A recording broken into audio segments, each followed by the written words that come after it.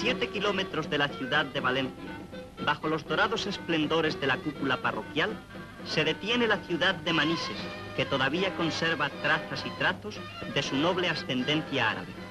Los mismos musulmanes fueron los creadores de la cerámica de Manises, que llegó a su mayor fama en el siglo XV.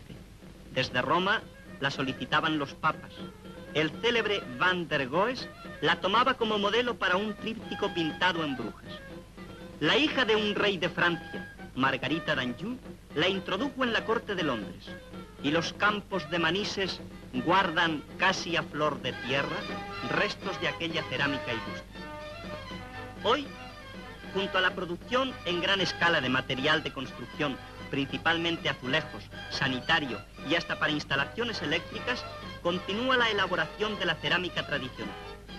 En Manises hay unas 100 fábricas de cerámica, incluyendo las de pasta y productos químicos para las mismas fábricas, en las que trabajan 2.500 personas que representan la tercera parte de la población total. Traspasando el umbral de una de estas fábricas, puede verse cómo se prepara la primera materia, es decir, la tierra, tomada para la fabricación general del mismo término de Manises.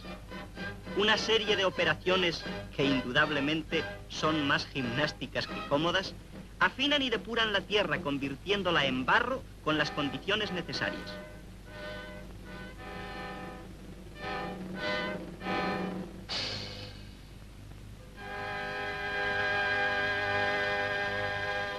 Una vez preparado el barro en las balsas, se pega a una pared donde alcanza el punto necesario de humedad o de sequedad, según se mire, para ser amasado.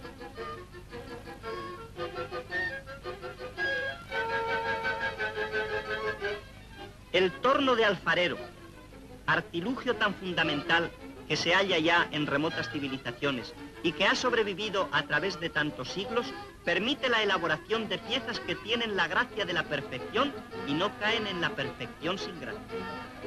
Modelar al aire, que así se llama la operación, es habilidad de obreros especializados que saben dónde tienen su mano derecha, aunque a veces, como ha podido verse cuando mueven el torno, parece que hagan las cosas con los pies. La tradición heredada y la propia inspiración les dictan formas tan graciosas como elegantes.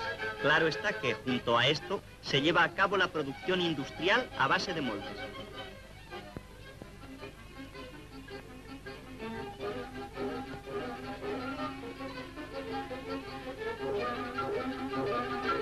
Y la misma habilidad, pero en escala muy distinta, se mostró y se muestra para modelar las grandes piezas, es decir, los aguamaniles que se exportaban a las cortes europeas, las ánforas que decoraban salones palatinos, los macetones que en los templos guardaban las bien olientes albahacas. Piezas difíciles de conseguir y difíciles de conservar, pero por lo que muchas ostentaban orgullosamente un rótulo que decía: soy de fulano de tal, pero con ser frágiles no pocas subsisten, mientras que fulano de tal desapareció.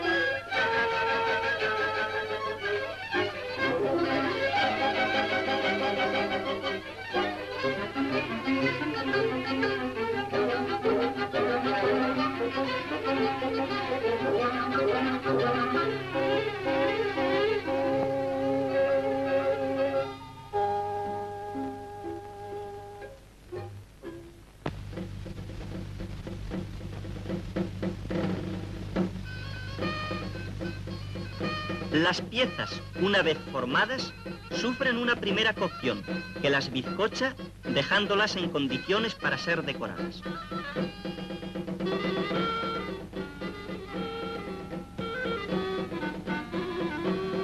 Otra operación importante es el barnizado, que producirá el brillo peculiar.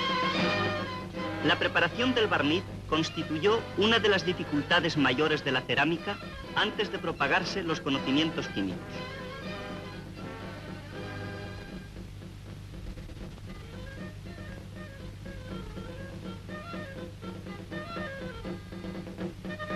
La pintura la practican generalmente mujeres, siendo de observar a este propósito que el elemento femenino constituye el 30% de la totalidad de productores de cerámica.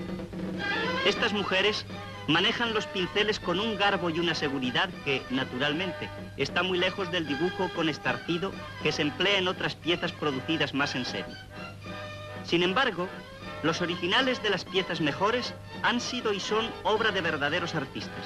El mismo Jacinto Jerónimo Espinosa, cuyo nombre puede parangonarse con los de José Rivera y Francisco Ribalta, glorias de la Escuela Valenciana de Pintura, trazó azulejos para un monasterio de Alcira.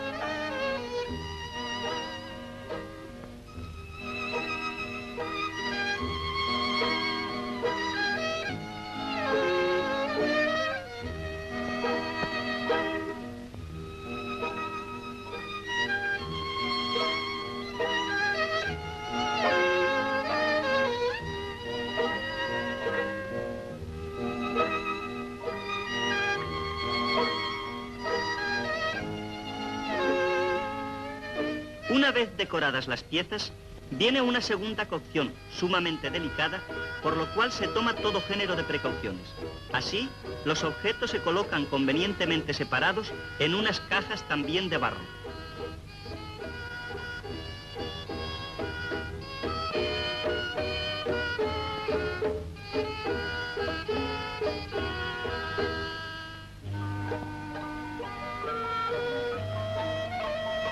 Y no se emplea cualquier combustible, sino leña traída de los campos cercanos o de otros más distantes. Romero, aliaga, sabina, plantas de monte bajo, materia que arde crepitando y se consume despidiendo aromas con llama viva. Y mientras el fuego cumple su labor, se impetra un buen resultado elevando oraciones a Santa Justa y Santa Rufina, patronas de Manises y también de Sevilla, ciudad de abolengo ceramista.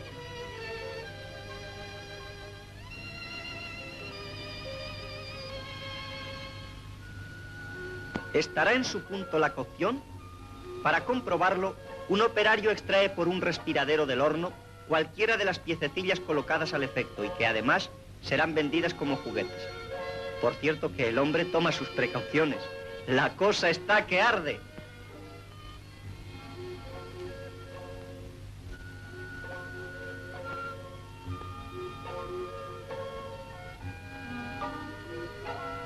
Tras muchas horas de espera, llega el momento de averiguar el misterio que encierra el horno en sus cálidas entrañas. ¿Qué habrá sido de tantos afanes como intervinieron en la preparación? La emoción es muy grande, porque la materia se resiste muchas veces a la voluntad del hombre. Pero no, esta hornada ha sido buena, ha salido perfecta la pieza principal que tanto costó de modelar y de pintar.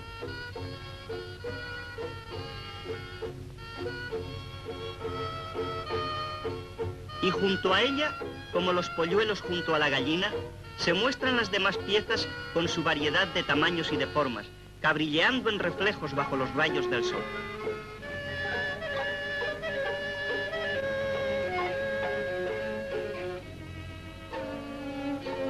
Y los reflejos de Manises no se apagarán. La ciudad trabaja incesantemente, tanto en lo típico como en lo puramente industrial, tanto en los viejos procedimientos como poniendo a contribución moderna maquinaria. Una densa y casi constante corona de humo es su timbre de laboriosidad.